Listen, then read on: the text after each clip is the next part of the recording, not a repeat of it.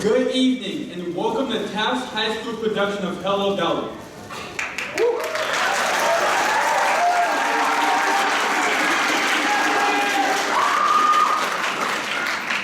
First things first, are there any Taft alumni in the house today?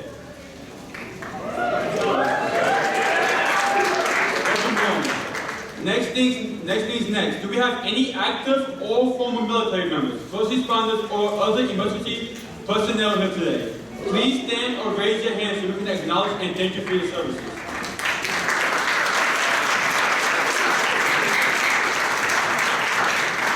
So, before we begin today's performance, I would like to provide you with a few important reminders.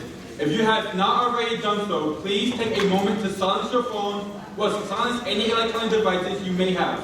I'll wait.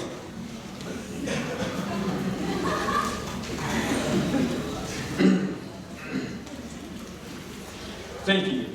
In the event of an emergency, exit out the nearest door. Exits are located in the back and sides of the auditorium. Restrooms are located in the auditorium lobby. Please visit our concession stands, also located in the lobby, to purchase food, drinks, t-shirts, and 50-50 raffle tickets during our 15-minute intermission. Our raffle winner will be announced in a live drawing following today's performance. Please refrain from using any flash photography during the performance, as it may be distracting to the actors. Audio and video recordings are prohibited. Actors will be in the aisles today at various times throughout the show. Please keep them clear. On behalf of the entire Hello Dolly team, I hope you enjoy the show, and thank you for supporting the performing arts at Taft. Now on with the show.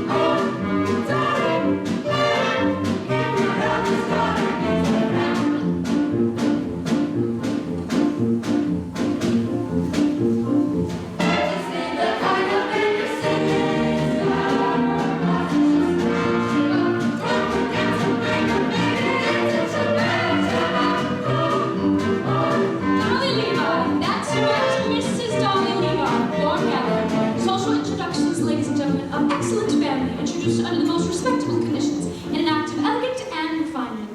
Object, matrimony.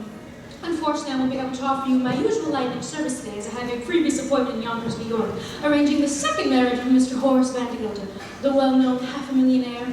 As my late husband, Levi, used to say, that means he's got at least 60,000 cash. But I'll do my best to have you carried across somebody's threshold before the week is out. Now, I might also mention I'm available for financial consultation, short distance hauling, instruction in the guitar and mandolin, and varicose veins reduced. Dolly. She's the one who spins the thread of magic, name and pride of her sister. Wasn't just magical. Don't forget to bring her baby into your Dolly. Mrs. Levi! Mr. Kemper, the artist. You know, I'm something of an artist myself. I do the silhouettes with scissors and black paper. Oh, here's one of Ada Ray. I'm looking the other way. I have to do them like that because I have no good at noses. Mrs. Levi, the train for Yonkers leaves in 5 minutes, and if we don't get there on time, But we will, Mr. Kemper, and not only will Horace Vandergilder give you permission to marry his niece Ermengarde, but he will also dance at your wedding. And not alone either, because I happen to be engaged in finding him a suitable second wife himself. What he really wants is someone steady to keep the house clean. As my late husband, Mr. Levi, used to say, marriage is a bribe to make the housekeeper think she's the householder. oh, I know all about it, Mrs. Levi. Half New York says he's going to propose to Miss Irene Malloy this very afternoon. Which is exactly why I'm on my way to Yonkers this morning, Mr. Kemper, and can take on your case, and knock off 4 lovebirds with 1 stone, or whatever I'll throw. I don't know. Let's see. Oh, and well, what do you think of that? I have nothing to pay my train fare with, only large bills, 5s and 7s. Oh, I have some change here somewhere. I only hope this isn't a wild goose chase, Mrs. Levi. And speaking of poultry, I might also mention, I'm available for fresh Jersey eggs, surgical corsets reboned, ears pierced, and pierced ears replugged. Mrs. Levi! Tell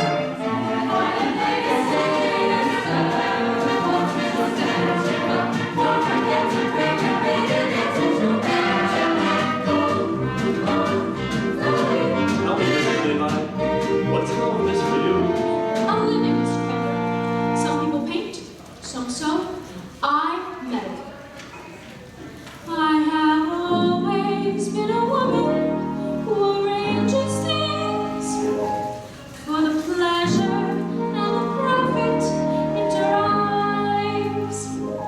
I have always been a woman who arranges things like furniture and daffodils and lies.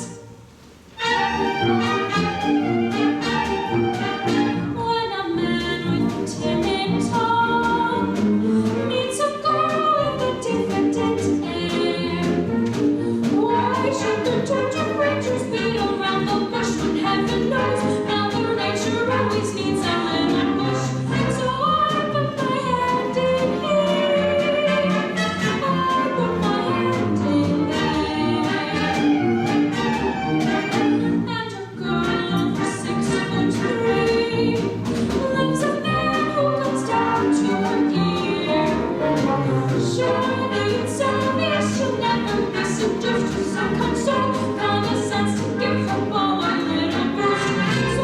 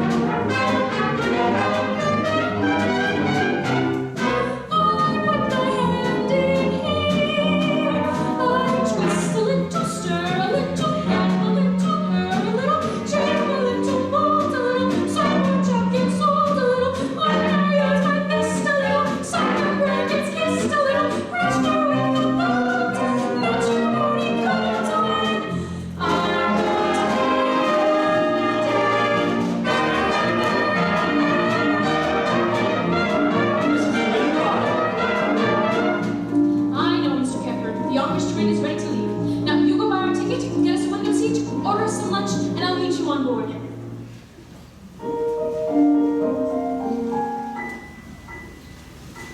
I'm from Levi. I'm going to get married again. I'm going to marry Horace Van Gelder for his money and send it out circulating among the people like a rainwater the way you taught me. And I want a sign from you, Ephraim, sometime today which will approve. Oh, it won't be a marriage in the sense that we have one, but I shall certainly make him happy. And I'm tired, Ephraim. I'm tired of living from hand to mouth. So I want that sign. Mrs. Levi. Sometime today. Now, don't you worry.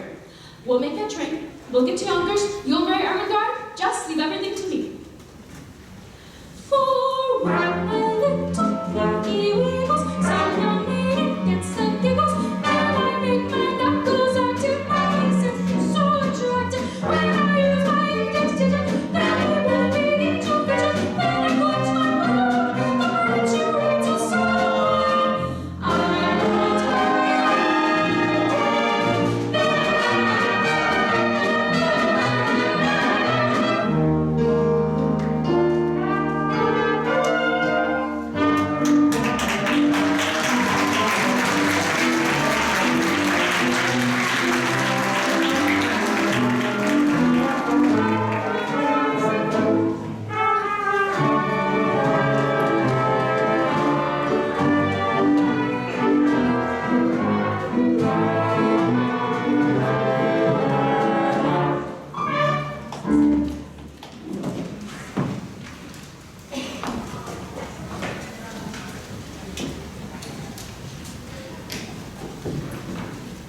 My apologies for not hearing you.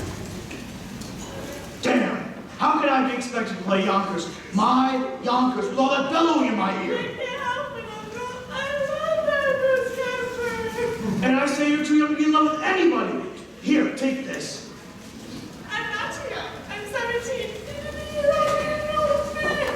Well, I forbid it. Dare to be an old maid, Ermengarde, I'll cut you off without a cent. Oh, And don't cry in front of the store. I can't help it. I'm happy. Then by thunder, you'll go and weep for a while in New York where it won't be noticed. Now go upstairs and start packing your trunk. And don't get any tears on the lock. It was just oil. Cornelius, Barnaby. You stamped Mr. Vandergelder? I did. I'm going to New York this afternoon to march in the 14th Street Association Parade. And when I get back, you're going to have a new mistress. Mr. Vandergelder, I'm too young. Not yours, hell and damnation, mine. I mean, I'm getting married again. And in honor of that occasion, I've decided to promote you, Cornelius, to chief clerk. What am I now, Mr. Vandergelder? You're an impertinent fool, that's what you are. And I decided to promote you from impertinent fool to chief clerk. Any more questions? Yes. Does the chief clerk get one evening up a week? So that's how you're going to thank me for your promotion, is it? No, sir. You'll attend to the store as usual. Now get back to work. And don't forget to put a lid on the sheep dip. Evenings off, marrying hours, foolishness. 99% of people in this world are fools, and the rest of us are in great danger of contamination. Why, even I was once young, which was foolish.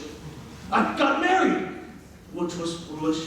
And I was poor, which was more foolish than anything else. Then my wife died, which was foolish of her. And then I grew older, which was sensible of me, and became rich, relentless and mean, which in Yonkers is about as far as you can go. I know what you're wondering now. Why would a man of such good sense be planning anything as foolish as getting married again? The answer is simple. This house without a woman would be an empty shell. And pretty dirty, too.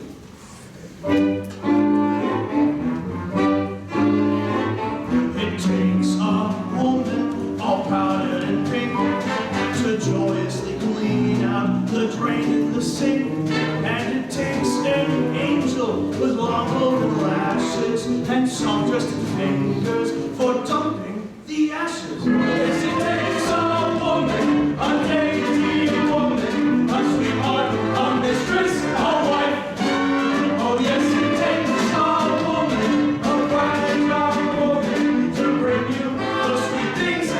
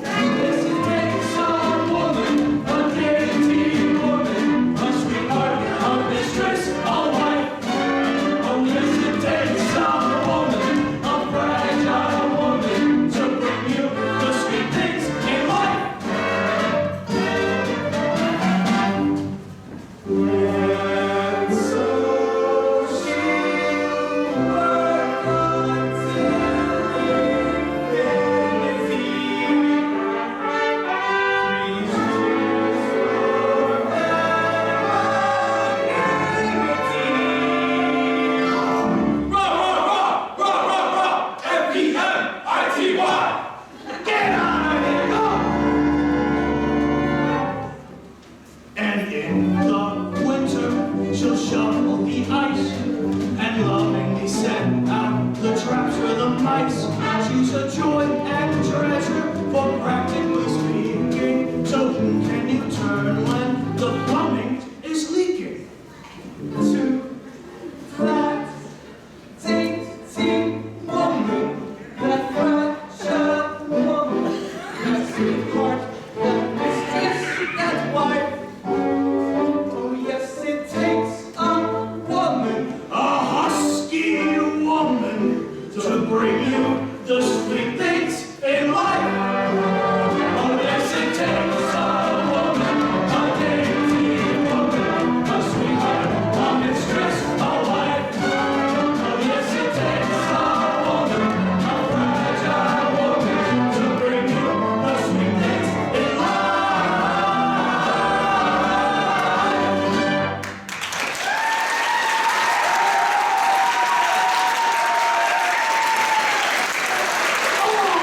All of you out of here, go! Congratulations, congratulations, 1,000 congratulations. What? Congratulations, Mr. Vanderbilt. All New York is buzzing with the news that you practically proposed to Miss Irene Malloy. The streets are lined with eligible young ladies prostrate with grief. All my congratulations and sympathy. Sympathy? Did I say that? Slip of the tongue, that's all. No, I'm delighted with the happy news. I mean, after all, she wasn't easy to unload. And by that I mean, well, you know what people said. I, for one, never believed the rumors. No, I didn't. Rumors? What rumors? Nothing to get upset about. I mean, according to all known facts, her first husband passed on quite naturally. He went so silent. A few scoops of chowder she made special for him, and woof! Oh, but it could happen to anyone. No, there's no truth in it. Just one word of advice, Mr. Vandergelder. Eat out. You mean to say that... I mean to say nothing, Mr. Vandergelder. Just friendly advice. Keep away from the chowder. By the way, she's ordered her wedding gown. You should see it. Beautiful. Black. No, as I've said before, congratulations on your forthcoming nuptials, and may you rest in... May guardian angels watch over you both, particularly Upton. Now look here, Miss Levi, you introduced me to Miss Malloy. Rumors or not, I intend on calling her this afternoon as arranged. Very well. Then there's nothing more for me to do but go back to New York and tell the other girl, the heiress, not to wait. No, what did you say? Nothing. A word. Heiress. Now, particulars, Miss Levi. I demand particulars. Her name? Her name? Money. Ernestina Money. What a lovely, lovely name. Picture, if you will. Hair as shiny as a newly minted dime. Eyes as big and round as a silver dollar. Skin as soft and mossy as an old greenback. I can feel her now. Age, 19. Weight, 102. Waist, 47. Oh, waist 47. That's with the money belt. Now, I could arrange for you to meet this Ernestina this very afternoon. I ain't got time. I gotta take my niece Ermengarde to New York this afternoon until she gets a certain Ambrose Kemper. Well, I could do that for you. I know just how to handle such things. Then I'm marching on 14th Street Parade. What an amazing coincidence. Guess who's been chosen to ride on the main float? The spirit of 14th Street, Miss Money. Her mother was a cashier. All right, I'll meet with this Miss Money, but I still intend on paying a call on Miss Malloy first. Oh dear, what races you make me run. Very well. Then I'll meet you on the bench in front of Miss Malloy's hat shop at 2:30 this evening. One more thing. Suppose I don't like Miss Money and I decide against Miss Malloy. Well then, I have one more name on my list. A name I know as well as my own. But let's not get into that now. No, it'll come up all on its own in good time. Oh, but wait till you see Ernestina, Horace. A vision, a dream!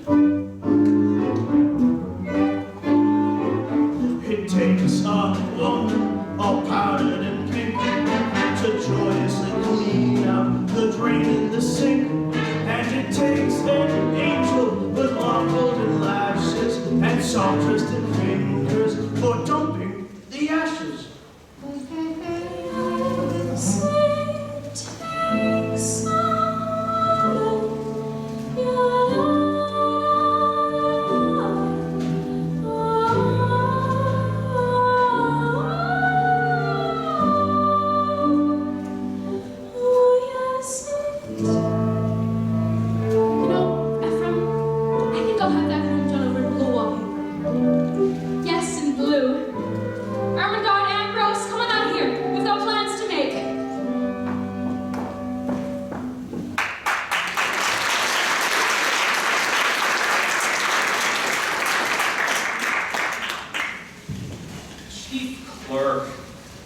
from chief clerk to chief clerk. And if I'm good in 10 years, I'll be promoted to chief clerk again. 33 years old and I still don't get an evening off. When am I going to begin to live? You can live on holidays, Cornelius. Did you forget what we did last Christmas? All those rotten tomato cans went bad and exploded, and you and I were stuck cleaning up the mess all afternoon. You call that living? No.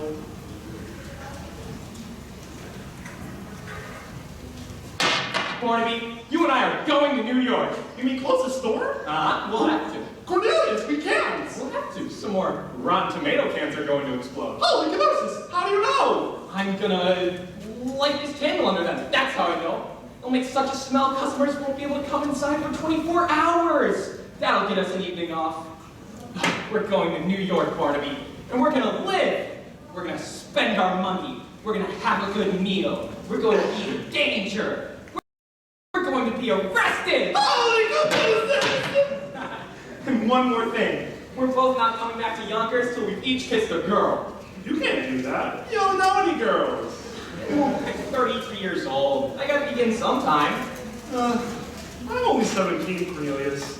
Not as urgent for me. Oh, elevated trains! The lights of Broadway! The stuffed whale at Barnum's Museum. The stuffed whale. The stuffed whale. What do you say, Barnaby? Yes, Cornelius, yes.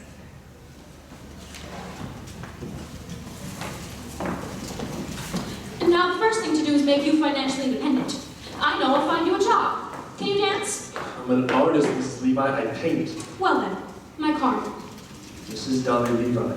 Painters know how to dance. Now, there's a man, Rudolph Reisenberger, at the Harmonia Gardens restaurant on 14th Street.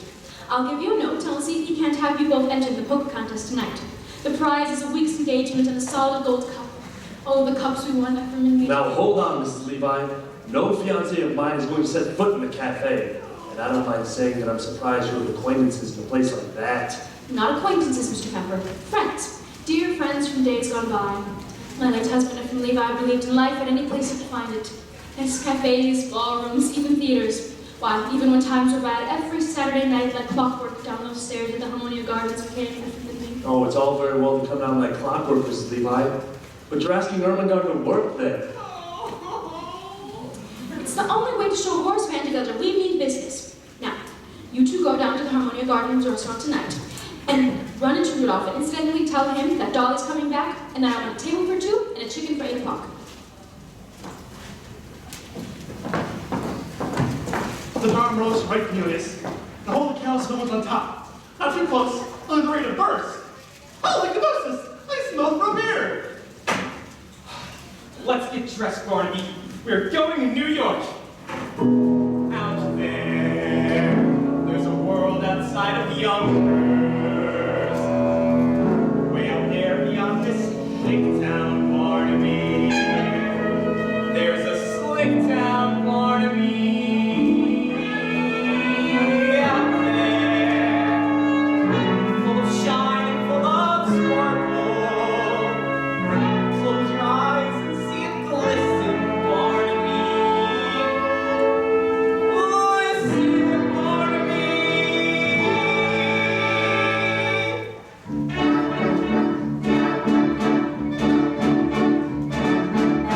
Put on your Sunday clothes, there's lots of world out there. Get out your brilliant teen and dime cigars. We're gonna find adventure in the evening air. Girls in white in our perfume night, where the lights are bright as the stars. Put on your Sunday clothes, we're gonna ride through town in one of those new horse-drawn open cars. We'll see the shows and they'll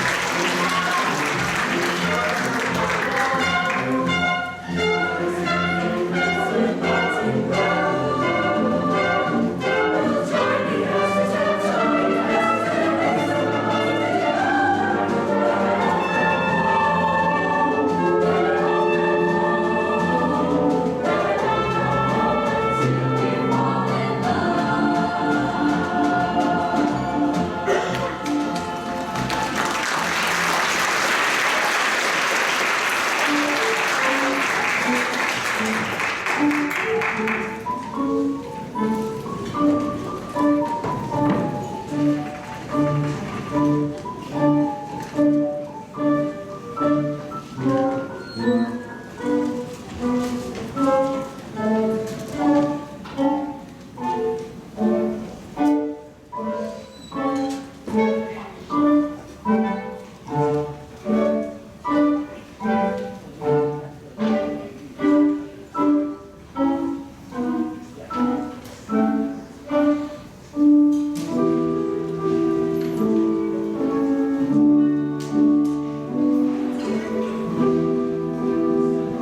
my! Will you look at that? 10 o'clock and the shop's not even open.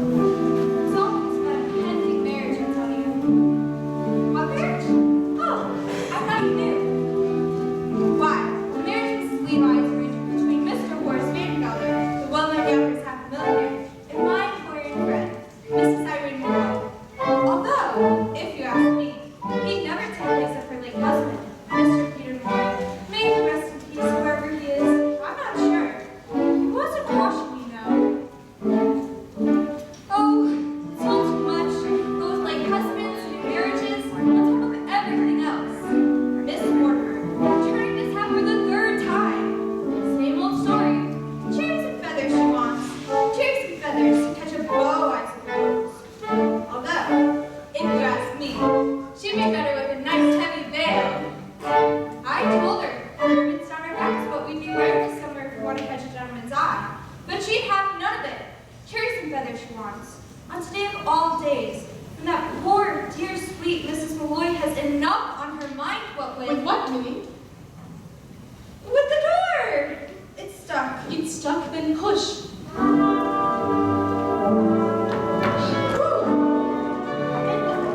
Mrs. Malloy, I can bite out my tongue for the things I've said and the things I'm going to say. But as long as we've got this far, I might as well go all the way. Mrs. Malloy, why? Say it, Minnie. Why have I decided to marry Horace Vandergelder? Oh, Mrs. Malloy, I didn't ask you that. I would rather die on a rack than ask you such a personal question. Okay, fair enough. But as long as you did bring it up, I am marrying Horace Vandergelder for one reason and one reason alone, Minnie. To get away from the millinery business. I hate hats. Mrs. Malloy, And I can no longer stand being suspected of being a wicked woman with nothing to show for it. oh, Mrs. Malloy, Don't protest, Minnie. All millineresses are suspected of being wicked women. That's why I can't go into restaurants or balls or theaters. That's all the proof they need. Take my word for it, Minnie. Either I marry Horace Vandergelder or I break out of this place like a fire engine. Oh no, not Miss Mortimer again. Miss Mortimer, I'll take care. No, Minnie, leave it be. You can make another hat for Miss Mortimer if you'd like, but I'm wearing this one myself. But Mrs. Malloy, you can't. You're a widow in that hat. Well, it's provocative, that's what. Is it, Minnie? Well, who knows who may walk into the shop today, and provocative may be just what I want to be. Mrs. Malloy!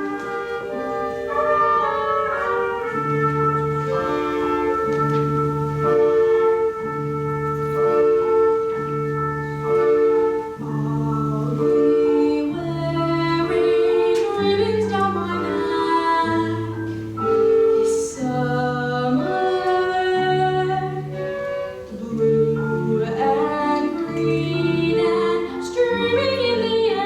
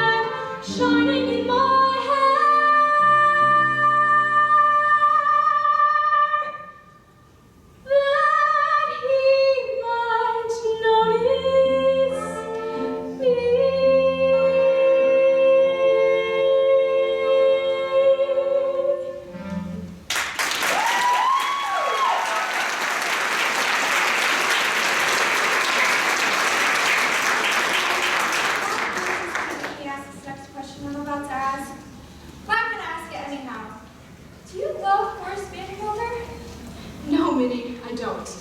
Peter Malloy, God rest him, was my share of love, and I'm not saying I was shortchanged, because once is enough for a woman as long as it's true love, and it was that.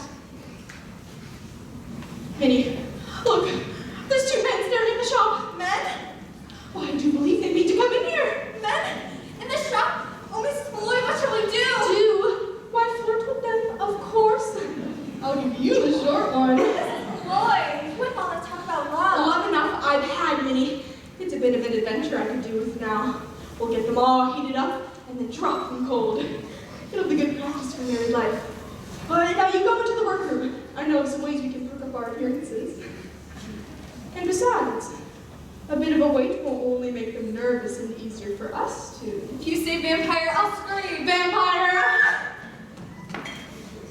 And so I'll try to make it easier to find me in the stillness of twilight, because a breeze might stir a rainbow behind me that might happen to catch the gentleman's eye.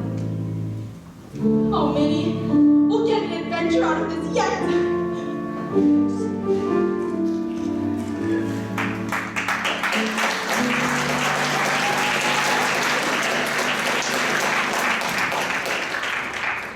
We'll get an adventure out of this yet, Barnaby. All day long we wander around New York and nothing happens. We come to the quietest street in the city and suddenly... Is he there? Go look. He's sitting on that bench. Cornelius, what are your services in adventure? Oh, you don't have to ask, Barnaby. When you're in one, you'll know it, all right? How much money have you got? Oh, not much, Cornelius. Let's see. 40 cents for the train ride back, 30 cents for dinner, and 20 cents to the whale. 90 cents. Why? When those women come back, we have to pretend to be customers. Customers, that's it. That way we don't have to spend any money at all. We're just two men about town looking for hats for ladies. Good evening, Mrs. Malloy? Here, Cornelius Hackle. Here, Barnaby Plucker. My pleasure, gentlemen. Now, what can I do for you? You see, we're two ladies about town looking for some hats from Lloyd. We wondered... We're Malloys, out looking for hats to go to New York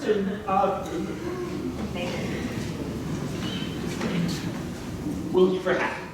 For a lady, of course, and everyone said go to Mrs. Malloy's, because she's so pretty. Yeah, I mean her hat, sorry. So pretty. and reasonable, Cornelius. As reasonable as $100. Oh, you have to pay him no mind, man. He's come all the way up from Yonkers to see the whale, and he's all excited. Why don't you keep a lookout on that window over there, and maybe you'll see it pass by. Is it big and black with meat-lowered eyes? Yes. It's sitting on that bench. Excuse me, but did you say Yonkers, Mr. Hackle? Oh, yes, ma'am. Yonkers, and forgive me for saying this, but you should see Yonkers. Oh, and by that I mean maybe Mr. Malloy would enjoy Yonkers as well. Oh, I'm a widow, Mr. Hackle. You are? Barnaby, she's a widow! Oh, that's too bad. I'm sure Mr. Malloy would enjoy Yonkers, especially in that hat. Not you, of course, not Mr. Malloy, may he rest in peace. You're Catholic, aren't you? If not, don't worry, I'd be willing to change. Mrs. Malloy, if you should ever happen to have a Sunday free, I would be more than happy to show you Yonkers from top to bottom. Well, as a matter of fact, Mr. Hackle, I might be there soon if anything. You will? You see, I have a friend that lives in Yonkers. You do? So perhaps you know him. Perhaps we do. Oh, it's always foolish to ask in cases like that, isn't it? It's Mr. Vandergelder. Horace Vandergelder? Vandergelder say Do feed. you know him? No! Mr. Vandergelder's a substantial man and well liked, they tell me. Lovely man. Just lovely.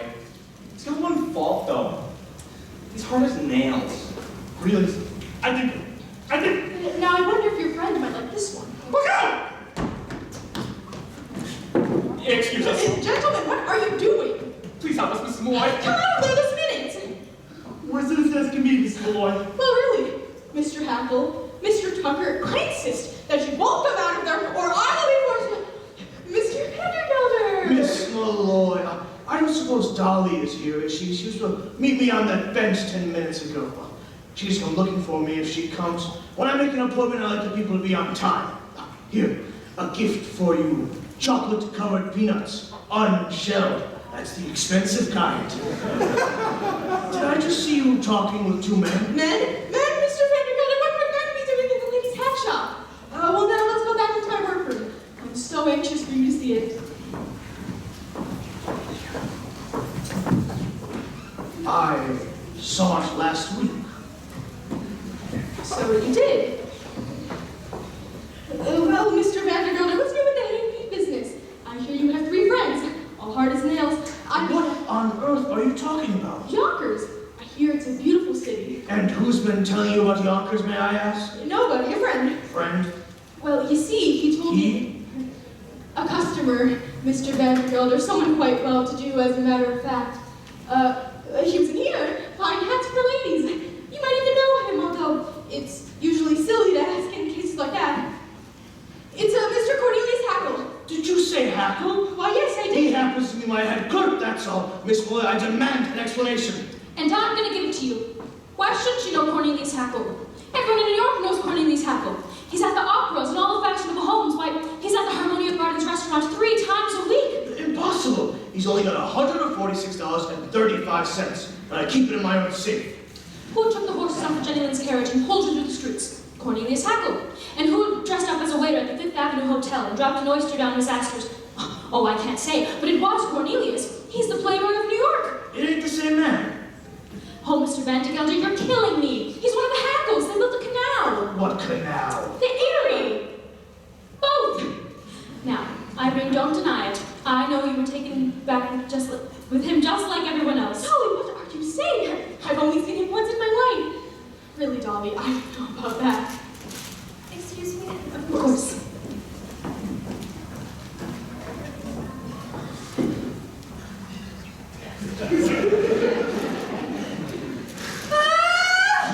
Will you hold your tongue? There's a man in there! There's a man in that closet. No, Mr. Vandergelder, you can't. It's too dangerous. No man that hides in his closet frighten me, Miss Levi. Stand aside. No man indeed. I know you make short work of any man. Those muscles now, I can see them rippling back and forth under your shirt. Ripple, ripple, ripple, back and forth, ripple, ripple, ripple.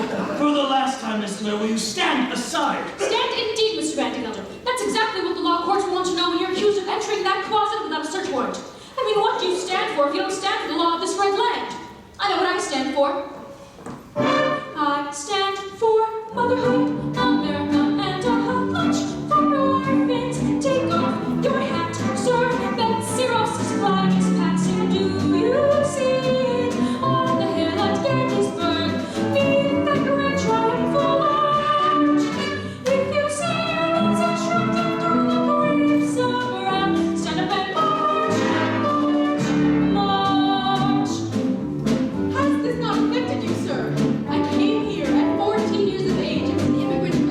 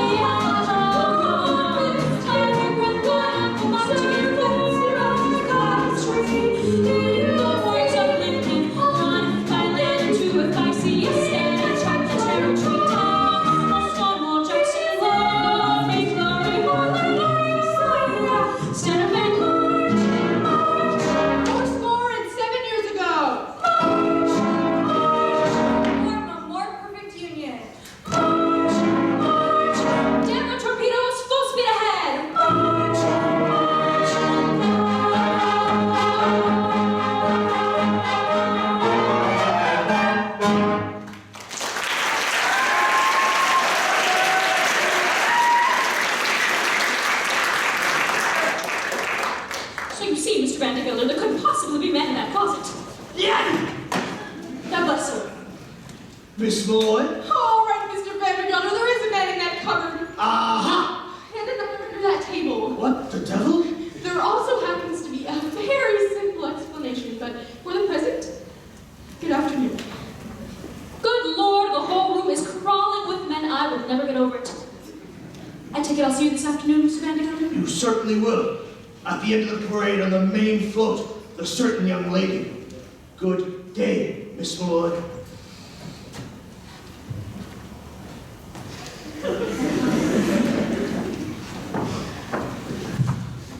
Mrs. Malloy, I can explain everything. I do not wish to hear any explanations, Mr. Howard.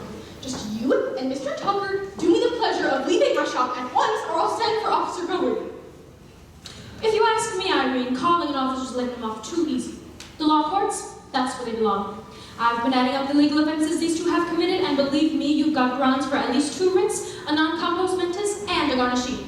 Now, the first thing to do is to try to show you settle it amicably first. Have dinner with them. Dinner? Is that absolutely necessary, Dolly? It's the way things are done in the law, Irene. Dinner first, garnishee afterwards. Well, if it must be. Mr. Hackle, Mr. Tucker, you may take Miss Fay and myself to dinner. Delighted, Mrs. Malloy. Now, I hear there's a really good restaurant in the railroad station. Oh no, Mr. Hackle. If the Harmonia Gardens is good enough for your fashionable friends, it's good enough for us. They say they have a lovely orchestra there, Minnie. Oh, we couldn't do that, Mrs. Malloy. Now, don't misunderstand me. It's not the money or anything. It's the, It's the whale. It's the whale. It's not the whale, Barnaby. It's the dancing. You know, places like that and have exhibitions and contests, and I don't know how to dance at all. It would take me weeks, months, years even to... Dolly Levi, 33-year-old chief clerks, taught how to dance. Now, it's simple. You put one arm here and one arm here. It's no use. I have absolutely no sense of rhythm. Absolutely no sense of rhythm is one of the primary requirements for learning about the Levi method. Now, just give me 5 minutes of your time, Mr. Hackle, and I'll have you dancing through the streets. Let's start with lesson 7, the waltz kick turn. Right foot, touch. Left foot, touch. Under, back, around, touch. Back, around, behind, out, over, release, unfurl. That's lovely. When I think of the woman who will find heaven in your arms, let's go back to lesson 1. Put your hand on her waist and stand. With her right and your left hand. And 1, 2, 3, 1, 2, 3, 1, 2, 3. Look, I'm dancing. Well, I was. Of course you were, Mr. Hackle. Take the someone whose arms you're in. Hold on to her tight, spin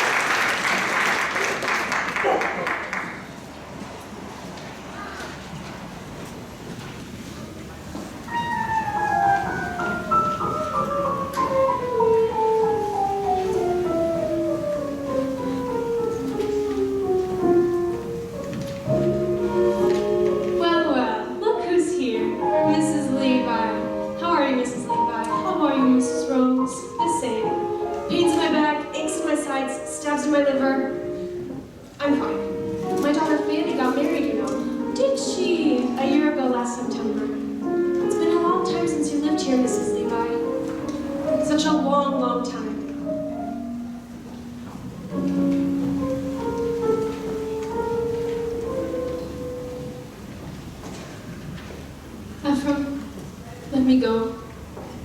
It's been long enough, Ephraim. Every evening for all these years, I've put out the cat, I've locked the door, I've made myself a little room toddy, and before I went to bed I've said a prayer, thanking God that I was independent, and that no one else's life was wrapped up with mine. And then one night, an oak leaf fell out of my Bible. I put it there when you asked me to marry you, Ephraim.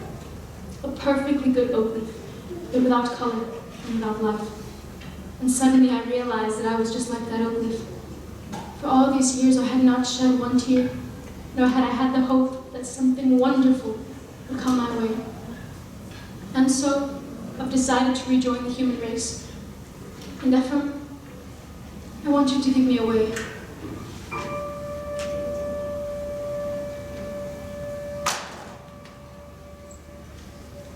Before the parade passes by, I'm gonna get in step while there's still time left. Before the parade passes by.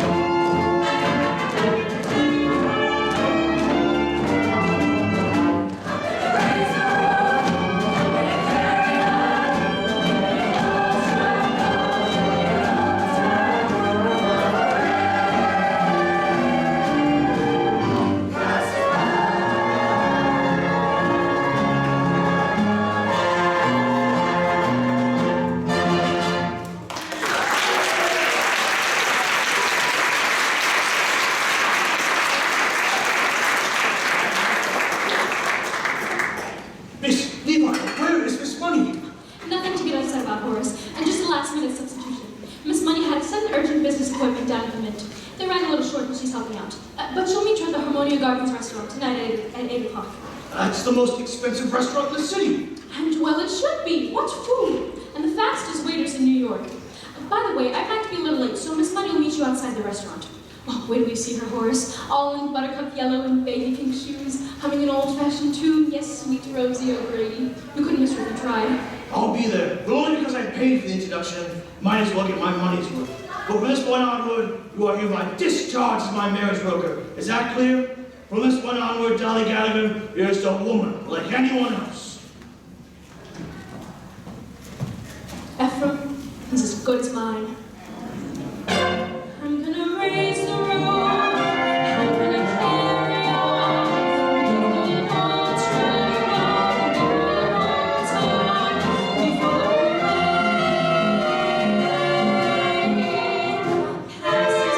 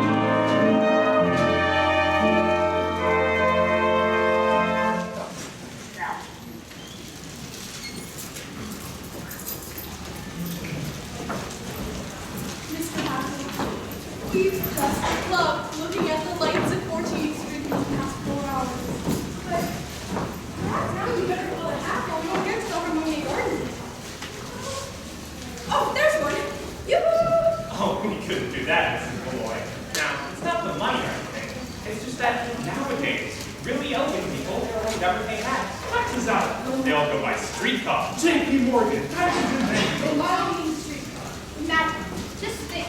I've been elegant all my life and never even realized. Of course, if you really want to be elegant, We do! you walk.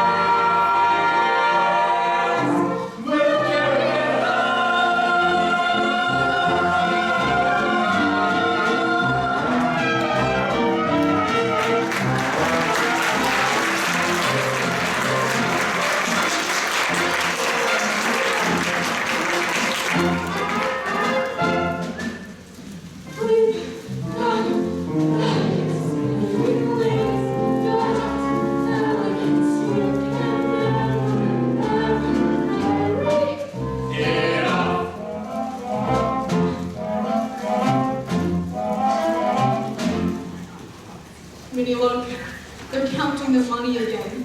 Isn't that just like the rich? Well, gentlemen, aren't you going to escort us in? Oh, yes, ma'am. Pardon me.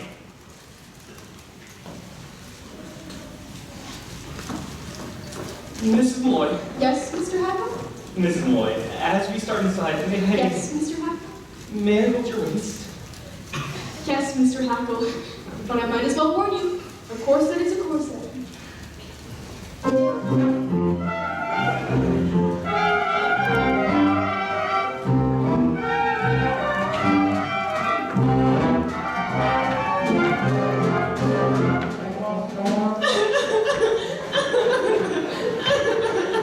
But I don't want to be on that stage. I just want to get married. You heard Mrs. Levi. This is the only way to show your uncle that we mean business. Now, can you weep a little faster? You're throwing me off step. Faster, that's it.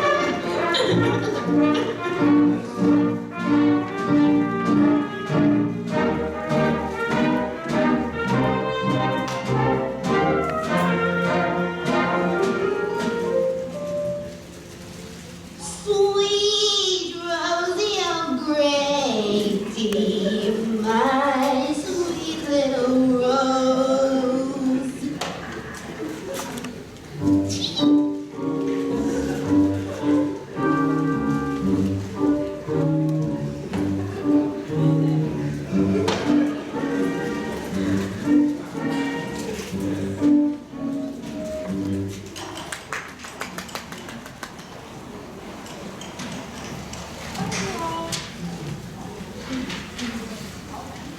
It is my order, as head waiter of the Harmonial Gardens, and your Supreme Commander, that tonight, of all nights, our usual lightning service will be twice as lightning as ever. Or else.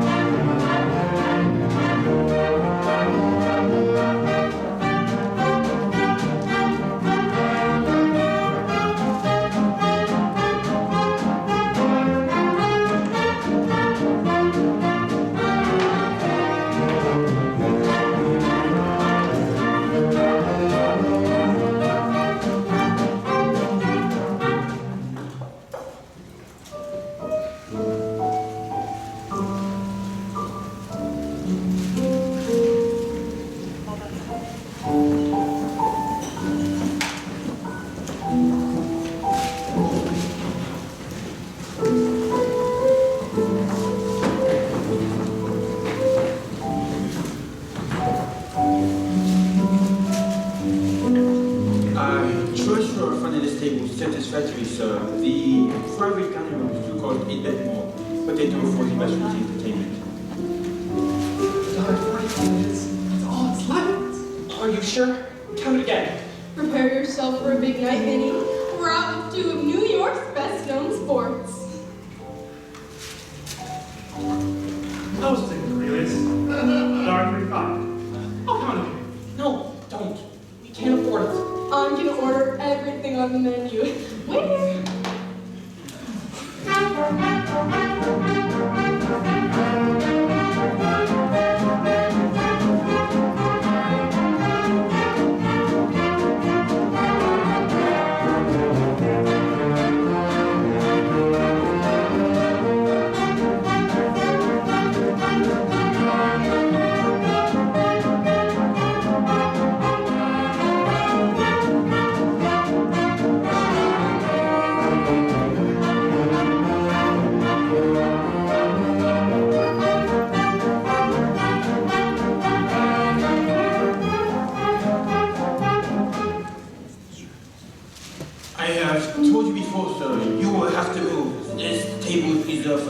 Levi and boy. And don't you know who I am? Only its horse Van Gelder and party.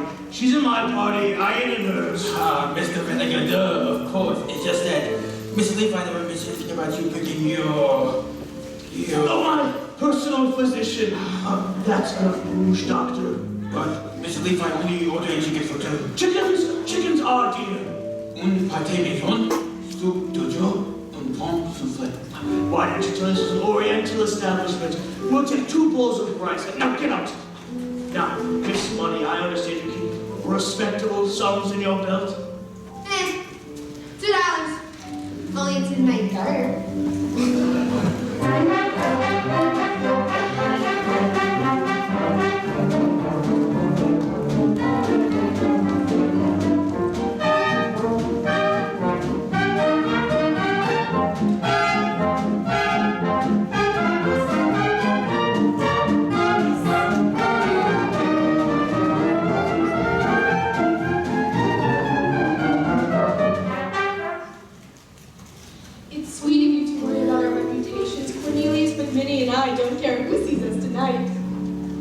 Well, Minnie, what have you decided? Oh, I couldn't order anything at these prices. I really couldn't. Great grindstones. What a sensible girl. You'll have 4 glasses of beer, a loaf of yesterday's bread, and some cheese. Yesterday's bread? Oh, Cornelius, now I know how you keep half of New York in stitches all the time. Minnie, have you ever eaten pheasant? Pheasant? Say, why the closed curtains? Are you embarrassed or something? No, it's not that. I just felt a slight chill, that's all. Ow! Why didn't you say so? Here, I'll give you this.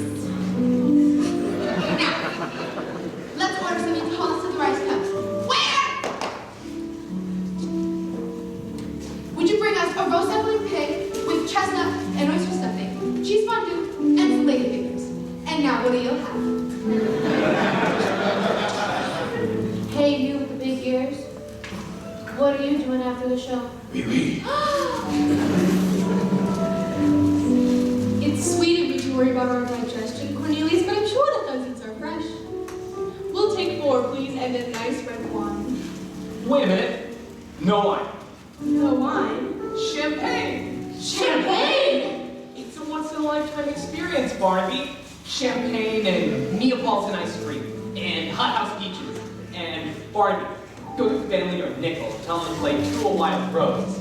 We want music while we dine. Say, this is a cafe, isn't it?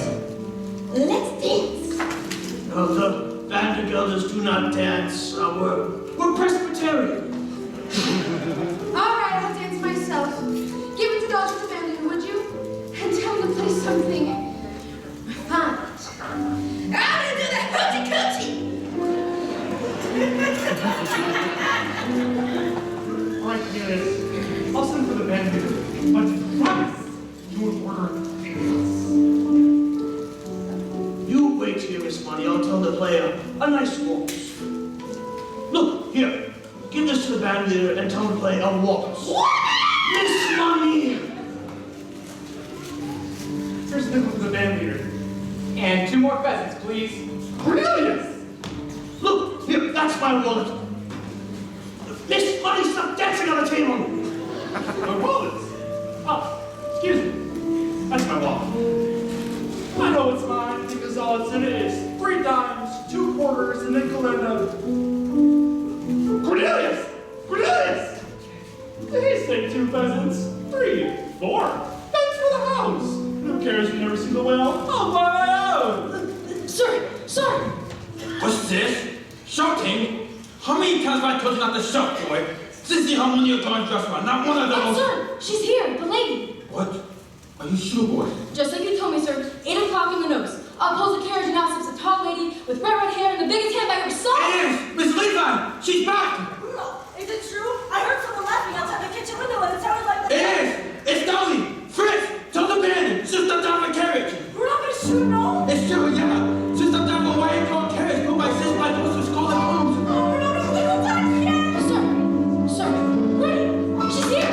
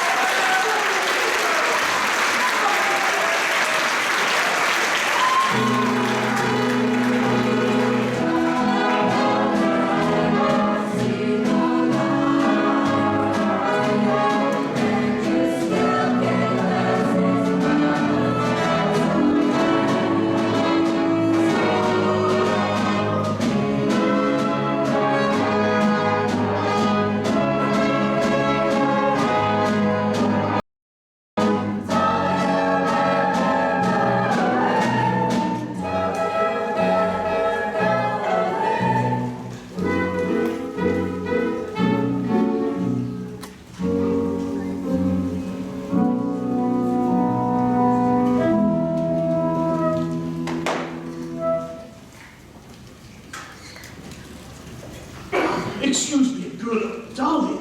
Dolly Gallagher, what are you doing in that getup? And you're half an hour late, and I demand an explanation of... Ernestina! Exactly. Ernestina, whom I trusted. She wanted to do the hoochie-coochie. She always was artistic.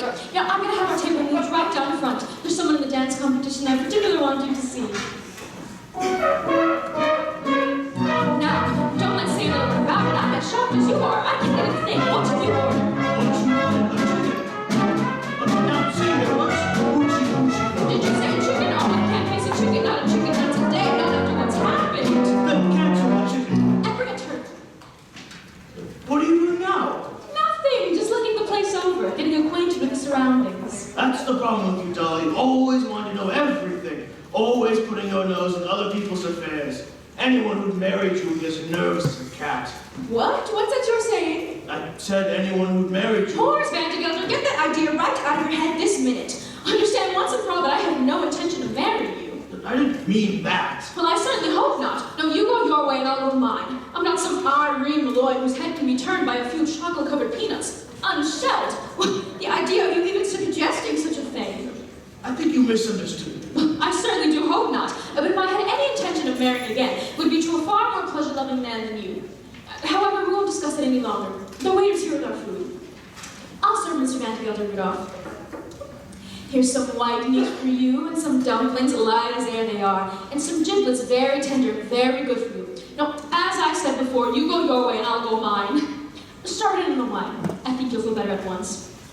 However, since you brought the matter up, there is one more thing I ought to say. I didn't bring the matter up at all. One more thing I ought to say before we forget all about it. It's true, I am a woman who likes to know everything that goes on, who likes to manage things. But I wouldn't like to manage as anything as out of control as your household. You'll have to do that yourself, God helping you. It's not out of control.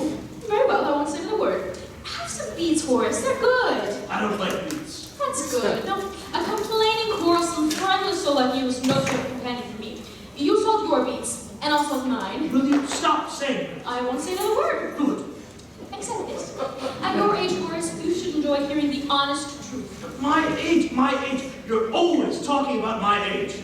Well, I don't know what your age is, but I do know that if a young person with bad food and a bad temper, you'll double it in 6 months. Have some more beets. They're good. I don't like beets. I hate beets. That's nice. Now, dig right in. Yes, the pity of it is you could be a perfectly charming and witty, amiable man if you wanted to. I don't want to be charming. But you are. Look at you now. You can't hide it. Now, sit down, Horace, and let's talk about something else. But before we change the subject, there is one more thing I am going to say. I don't want to hear it. You're wasting your time, Dolly, but I won't ask you to marry me. Well, I suppose that means you want me to ask you. Well, I'm sorry, Horace. I'm turning you down. How can you turn me down when I haven't asked you anything? It's no use arguing. I've made up your mind. Let me cut your wings for you. I have a headache. I'm going back to my hotel. You can't go now. The competition's about to begin. Here's the money you pay for dinner. Here's 20. Wait a minute. Nothing in there but $1? Dimes, 5 pennies, and a button? This isn't my purse. I lost my purse.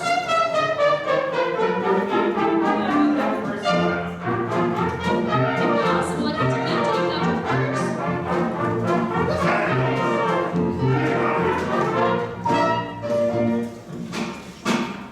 What am I going to do? I've never met you before. They don't know me. Stop eating the turkey. I can't wait for it.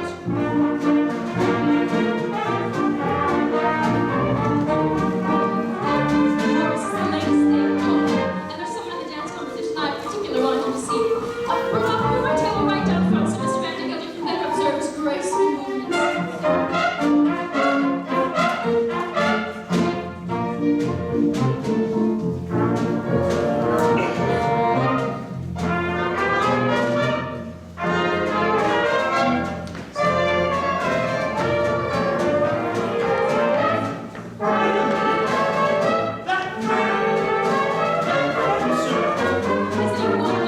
wonderful, talent, and here to win a solid gold cup.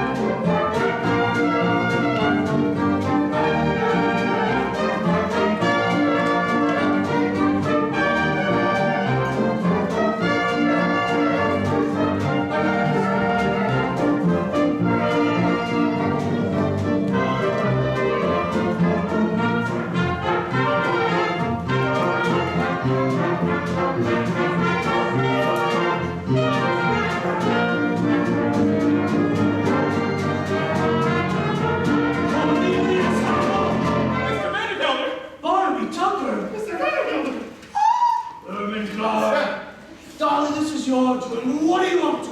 Mr. Van Gelder, I have to explain everything. I don't want to hear your explanations. You're fired.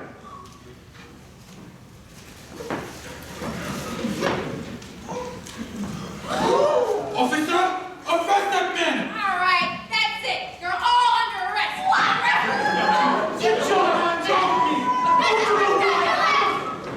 Give me a nice quick throat.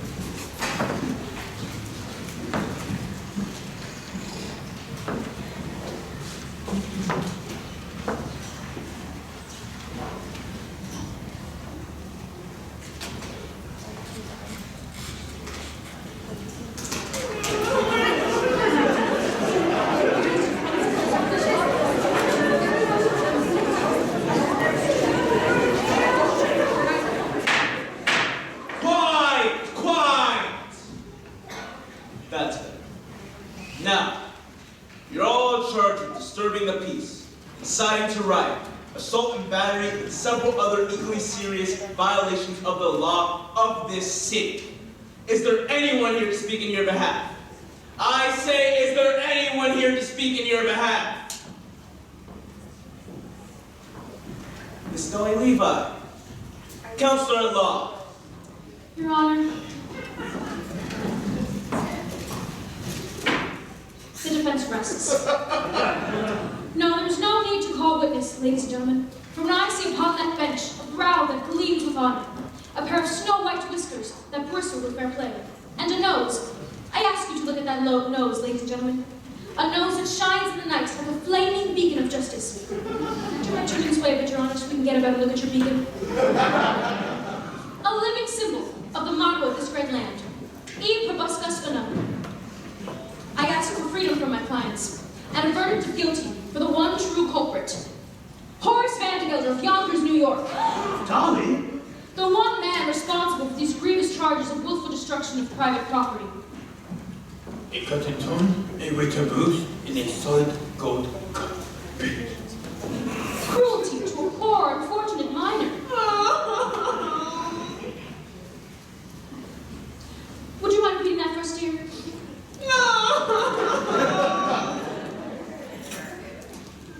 Mrs. Levi, if it pleases the court, I have something to say. I was just about to call you, Mr. Hackle. Go right ahead. Cornelius Hackle, if you dare testify against me, you'll be discharged. You've already done that, Mr. Van Gelder. I'll do it again. You've done it again, too. But even if you hadn't, I'd still say what I have to say today. I don't know much about disturbing the peace or inciting a riot, but what I do know is that what has happened to me today is the most important thing that can happen to a man, which might have never even happened if I obeyed your orders and stayed in Yonkers, New York. Your Honor, I'm talking about none other than love. Wait, you're trying to tell me that after 33 years you've fallen in love because you took one evening off? No, Mr. Van Gelder. I didn't fall in love with Mrs. Irene Lloyd of the city in just an evening. An hour. No, even that's too long. What's less than a minute? A second. Less than that. A moment. That's it! I'll go slowly so you can get this all down. It's all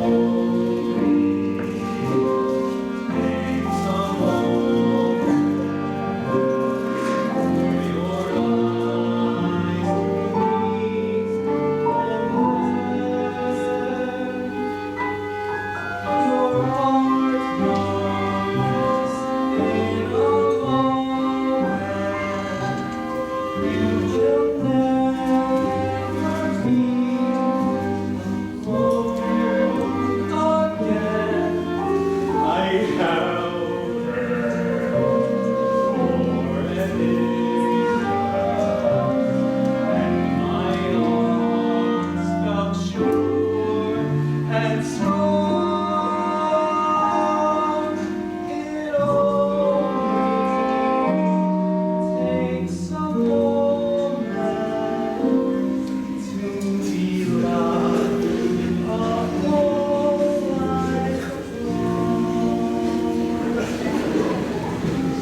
world full of wonderful things. There we sit cooped up in Yonkers for years and years, and all the time, wonderful people like Mrs. Malloy are walking around New York, and we don't know them at all. I don't know if you can all see from where you're sitting. Well, for instance, the way your eye and cheek and forehead come together up here. Can you? I tell you right now, the fine woman is the greatest work of God on earth. Talk all you like about Niagara Falls and the pyramids. They aren't in it at all. And of course, I've seen women before, but today I've talked to one. Equal to equal. They're so different from men. And, awfully mysterious, too. I bet she could know a woman 100 years without ever being really sure whether she liked you or not. Today, I'm a teacher. I've lost my job, my future, everything that people think is important. But I don't care. Even if I have to dig ditches the rest of my life, I'll be a ditch digger who once had a wonderful day. I'm just doing my best here, Mr. Mack. Right after it only.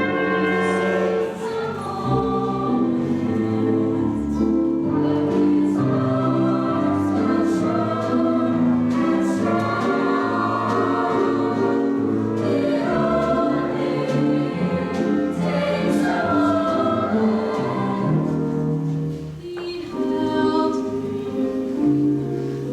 when it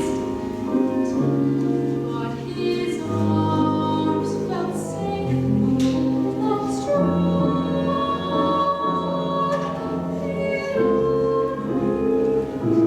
Takes a whole land to be loved, a whole life long. And that is all that love's about. And will recall when time runs out that it only took a moment to be loved, a whole life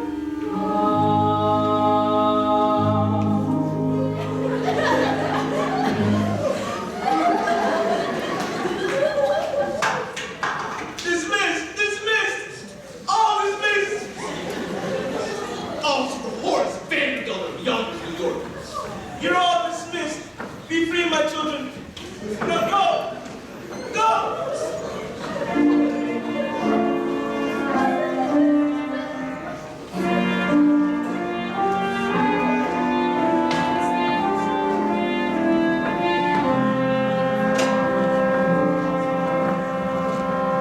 You can see the prisoner now, Mrs. Levi.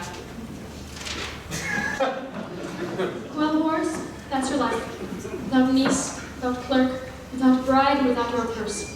It looks like there's only one thing left for me to say. I don't want to hear it. If you ask me to marry you, never.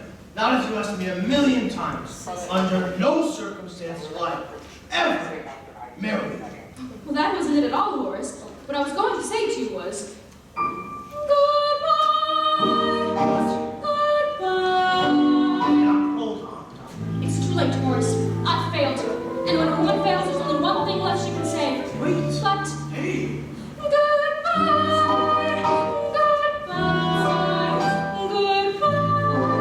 goodbye, goodbye, goodbye.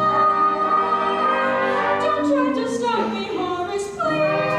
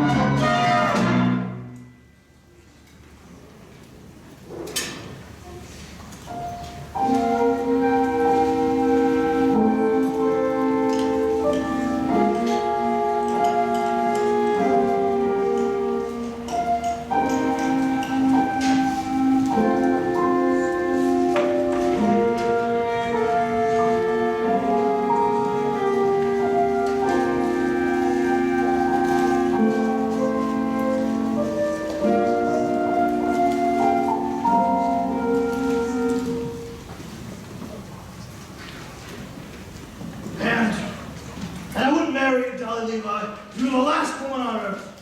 Not if you asked me 1,000,000 times. I didn't need you before, and I don't need you now. You go your way, and I'll go mine. Dolly. Dolly. Dolly.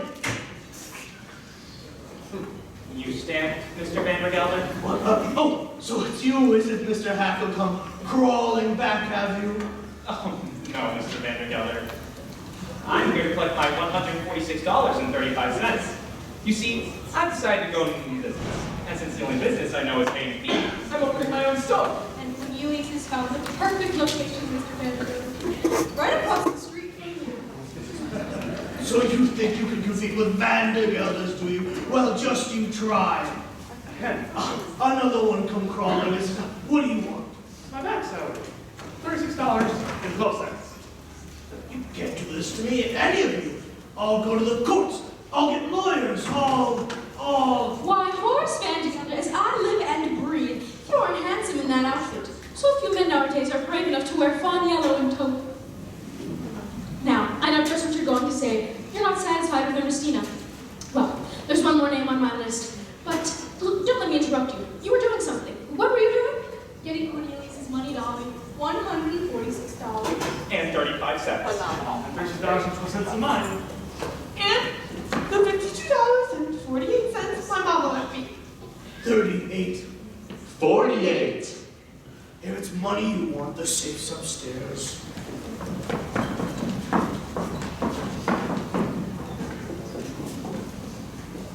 Money. Mr. Vandergelder's money.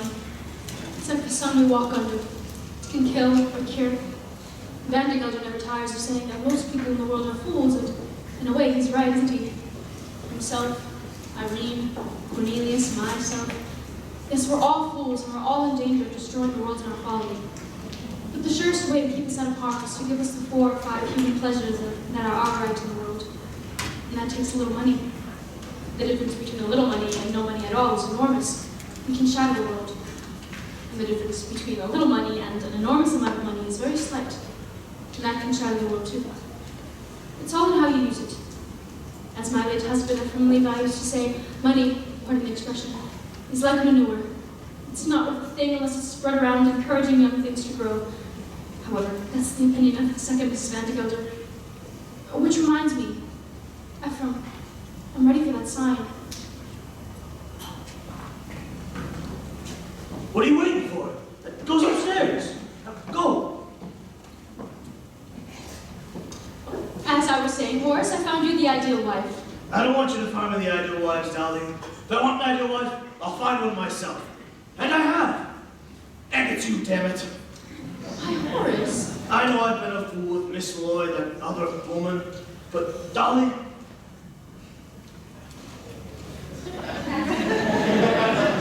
Forgive me and marry me. Horace, stop right there. What do you mean? You know as well as I do that you're the first citizen of Yonkers, and your wife would have to be a somebody. Answer me. Am I a somebody? You are a wonderful woman. Oh, Horace, you're partial. No, it wouldn't be enough for you to load your wife with money and jewels, to insist she be the benefactress of half the town. By the way, it's bad business letting Cornelius open up a store right across the street from you. Better take him back and let him be a partner. A partner? And Barnaby can have Cornelius' old job. Now, see here, Dolly. That way we can all be together and dance at Ermengarde's wedding. That doesn't. You've gone too far. I'll dance at no weddings. And besides, I don't know how it'll take me weeks, months, years. All right, I'll dance. Horace, I never thought I'd hear you say anything like that. What are you waiting for? The front room, idiot. Go.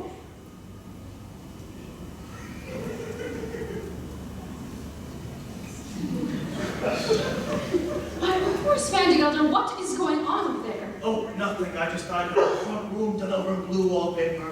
Horace. You know, I know the old paper ain't worn out yet. Well, that fella just set up business. It needs a good start. You see, I always said that money, pardon my expression, it's like manure. It's not worth a thing unless... Thank you, Ephraim. Hello,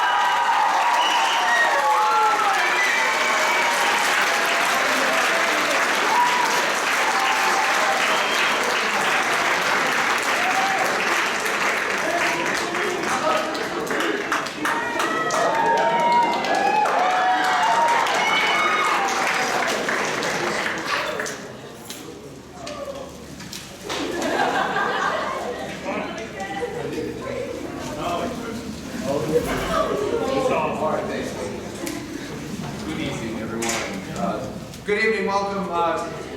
Thanks for being here tonight. I'll start out by picking the cash person to draw the winning ticket for our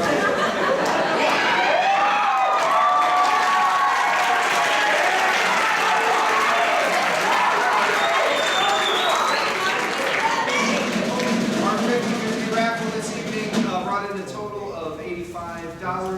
The winner will receive 43 of those dollars.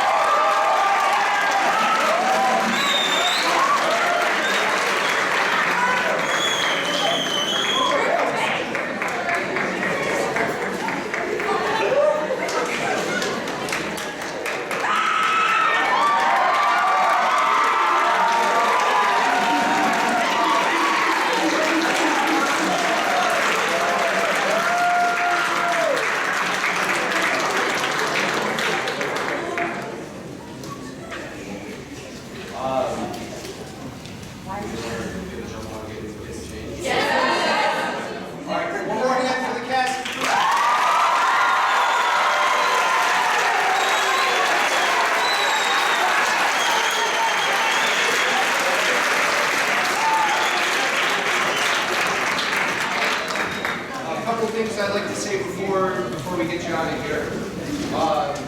I want to take a moment to thank all my colleagues in the music and drama departments, and especially those that contributed to the show. Kevin Harriman in the pit.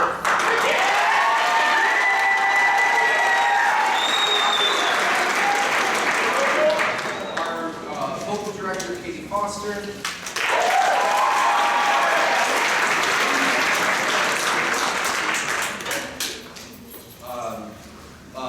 Jones, who helped out.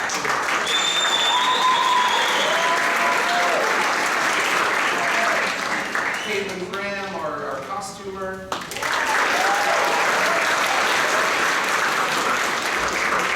John Cohen, who served as an advisor.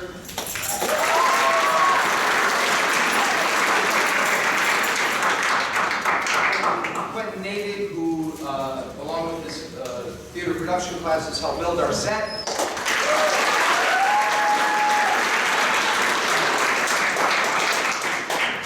And Brian Wilson, who served as a producer and an associate director for the film.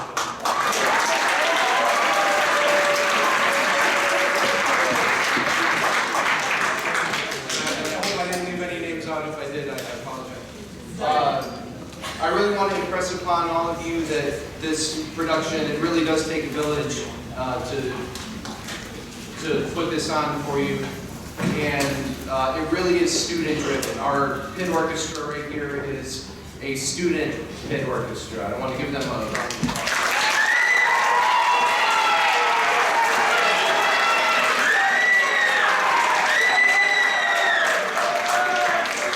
And I mentioned to you a moment ago that the set you see was built largely by students.